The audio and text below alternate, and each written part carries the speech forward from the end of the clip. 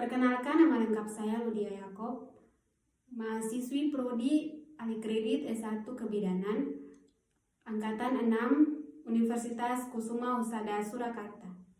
Di sini saya akan melakukan edukasi personal hygiene saat menstruasi pada remaja.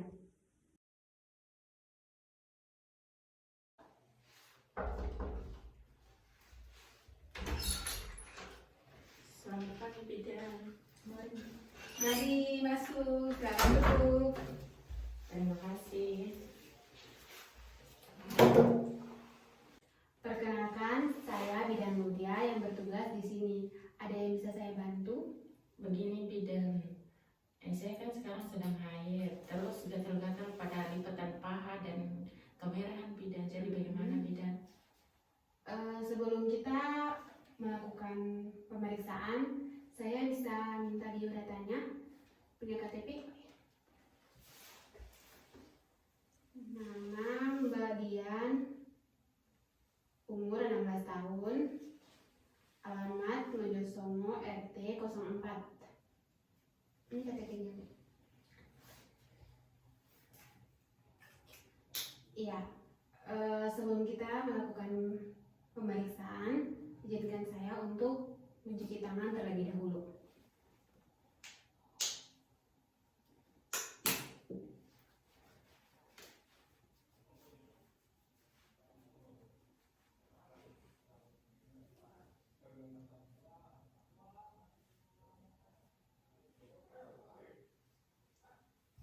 Ya, kita pemeriksaannya di sebelah sana ya.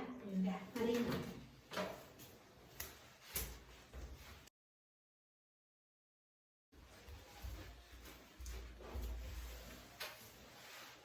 Ya, Mbak Dian, dari pemeriksaan yang tadi, pada sekitar lipatan dan paha dan alat kelamin memang ada bintik-bintik dan kemerahan. Ya, di sini saya akan memberikan edukasi personal hygiene pada saat menstruasi. Sebelum itu, apakah pernah mendengar kata personal hygiene? Belum pernah bidan. Ya, personal hygiene itu lebih berkaitan dengan kebersihan diri pada saat menstruasi. Faktor-faktor yang mempengaruhi perilaku personal hygiene saat menstruasi, yang pertama,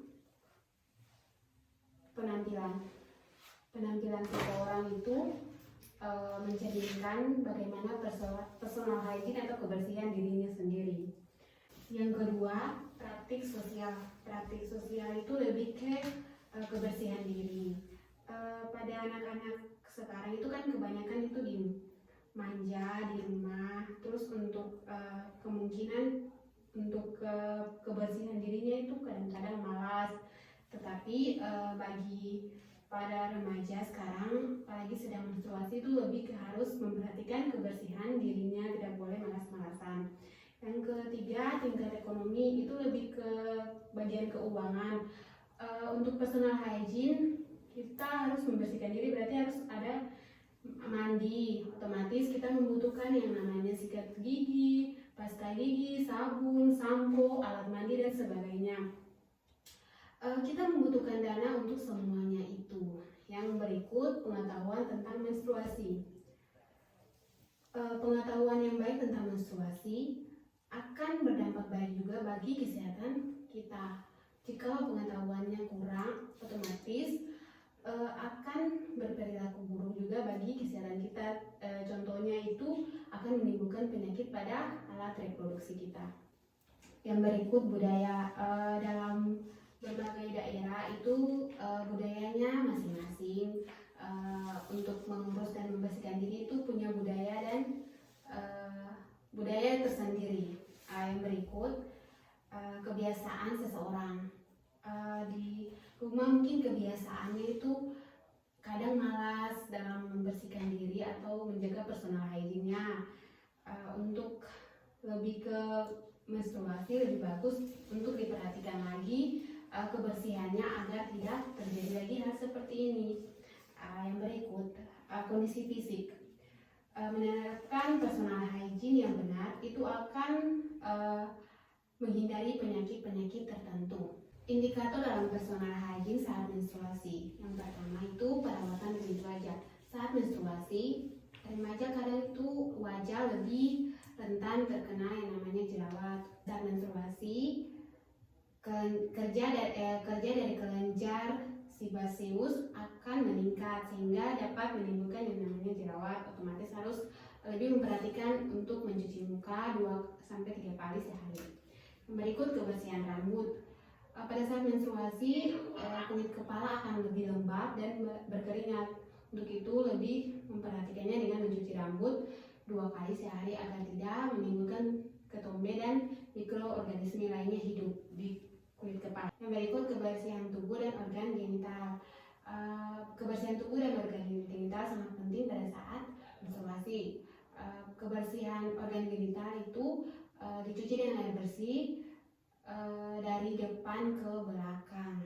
Yang berikut kebersihan pakaian sehari-hari. Lebih disarankan lagi pada saat menstruasi menggunakan pakaian dalam yang kering dan cepat menyerap keringat. Untuk pakaian-pakaian itu lebih ke jangan yang memakai yang ketat karena dapat membuat kulit susah bernafas. Yang berikut penggunaan pembalut. Lebih disarankan untuk memilih pembalut yang tidak berwarna, tidak berbau harum atau mengandung parfum, lebih ke yang daya serapnya cepat. Ya.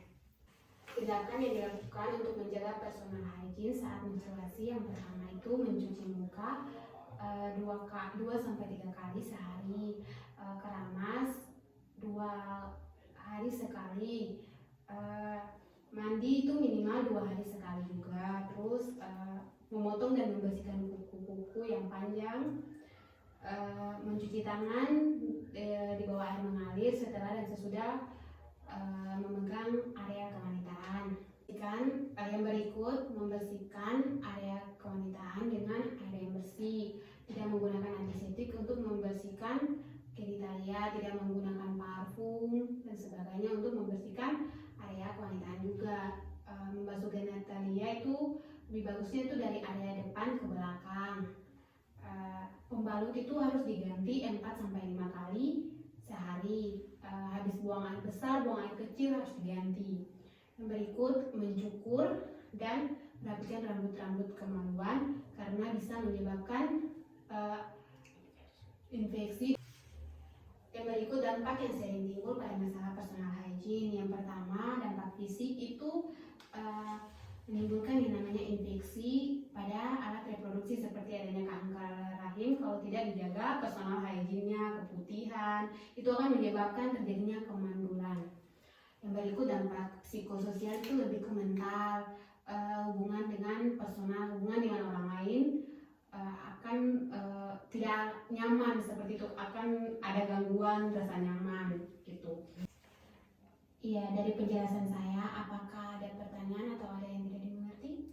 Saya sudah mengerti, Bu Bidan. Iya, saya ingatkan lagi untuk tetap menjaga kebersihan dirinya pada saat menstruasi. Iya. Ya, terima kasih Bu Bidan. Saya pamit pulang dulu Iya, ya. ini KTP. Permisi. Melakukan pendokumentasian.